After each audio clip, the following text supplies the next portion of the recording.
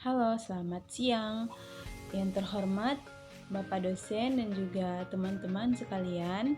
Perkenalkan, nama saya Hesti dari Universitas Patimura, Fakultas Ekonomi dan Bisnis, jurusan Manajemen. Kali ini saya akan membahas tentang budaya organisasi. Jadi, teman-teman, sebenarnya budaya organisasi itu apa sih? Dan kenapa penting banget? Well, di level individu disebut kebiasaan, tapi di level organisasi disebut budaya. Nah, budaya organisasi adalah tentang the way why we do things around here. Cara atau gaya sekelompok orang, yaitu karyawan, karyawati, atau mulai dari level staff sampai pimpinan tertinggi, melakukan kegiatan atau melakukan pekerjaannya di perusahaan itu.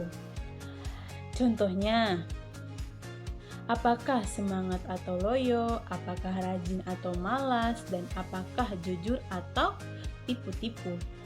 Yang namanya budaya organisasi, teman-teman, juga bisa dipahami sebagai pola pikir atau sikap kolektif, yaitu sekelompok orang di dalam sebuah perusahaan.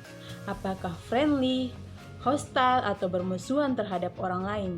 Nah, budaya organisasi juga bisa dipahami dengan pertanyaan sederhana, yaitu apa yang teman-teman lakukan atau dilakukan oleh anggota tim Anda ketika meyakini bahwa tidak ada seorang pun yang melihat.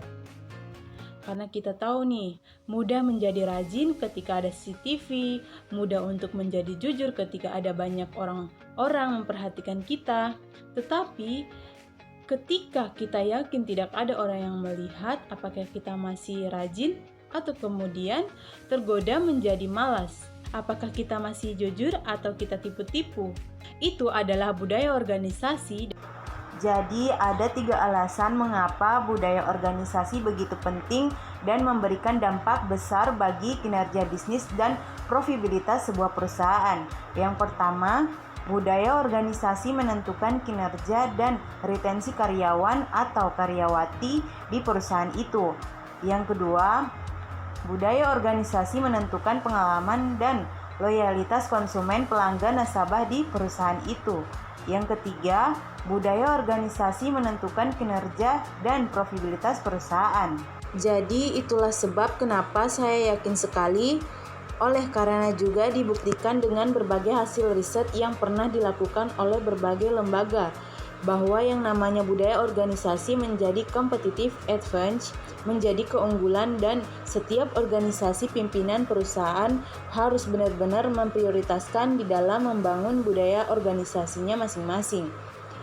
Jikalau tidak, maka akan terjadi seperti yang pernah dikatakan oleh Pak Peter Drucker, bahwa culture eats strategy for breakfast. Budaya perusahaan memakan habis setiap strategi yang pernah dibuat. Jangan sampai itu terjadi. Karena itu, ayo membangun budaya organisasi perusahaan Anda masing-masing.